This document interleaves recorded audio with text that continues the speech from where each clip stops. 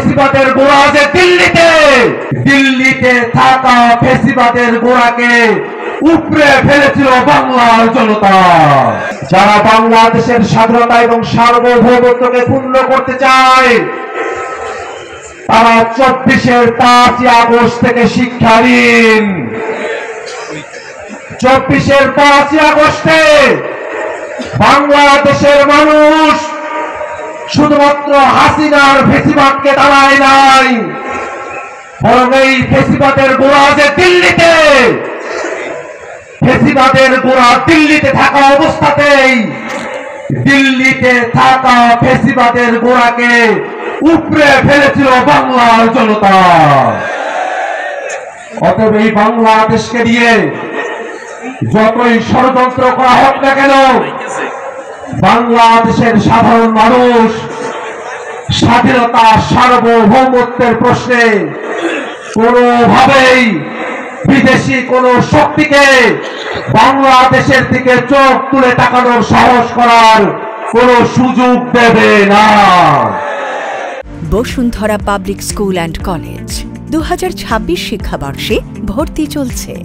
ভাইরা আমার, বাংলাদেশের মুসলমানরা কওমি আলিয়া নানা ভাগে তারা বিভক্ত হয়ে আছেন, নানা ধরনের মতাদর্শ তাদের মধ্যে রয়েছে, বাংলাদেশে নানা ধরনের মানুষেরা রয়েছেন। আমরা সকলে প্রত্যাশা করি এই বাংলাদেশকে যদি এগিয়ে নিতে হয়, বাংলাদেশের স্বাধীনতা সার্বভৌমত্বকে রক্ষা করতে হয়, বাংলাদেশের সকল মুসলমানকে, বাংলাদেশের সকল মানুষকে পীর সাহেব নেসারাবাদের ইত্তেহাদ বা ইখতিলাফ নীতির মধ্য দিয়ে আমাদেরকে একত্রিত হতে হবে।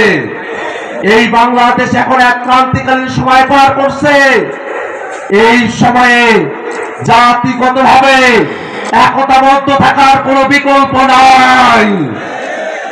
বাংলাদেশের স্বাধীনতাকে যারা ভারতের কাছে বিক্রি করে দিয়েছিল, ওই তাবেদার ফেসিবাদীরা বাংলাদেশে নাশকতা করার পরিকল্পনা করছে।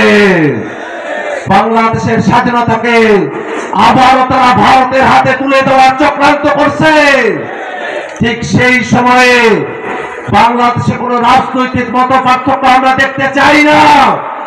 এই বাংলাদেশের এনসিপি, বিএনপি, জামাত, চরমোনাই, এবি পার্টি, গণ অধিকার পরিষদ, সকল দল আমরা এক থাকবো।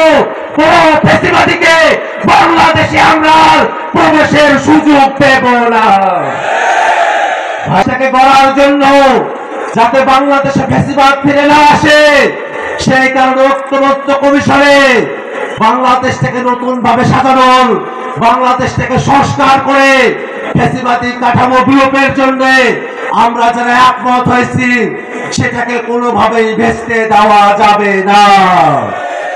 সামনে গণভোট হবে। এই গণভোটে বাংলাদেশের সকল জনতা হ্যাঁ ভোট জয়যুক্ত করে বাংলাদেশ রাষ্ট্রটাকে একত্রিত করে ফেসিবাদ ফিরে আসার পথকে আমরা চিরতরে বন্ধ করে দেব ইনশাআল্লাহ। ভাইরা আমার, এই বাংলাদেশের স্বাধীনতা সার্বভৌমত্ব এবং গোটা বাংলাদেশের জন্য 24-এর অভ্যুত্থানে যারা অকাতরে জীবন দিয়েছেন, সেই সব বীর শহীদান এবং আমাদের আহত ভাইদের জন্য দোয়া কামনা করে আমি আমার বক্তব্য এখানে শেষ করছি।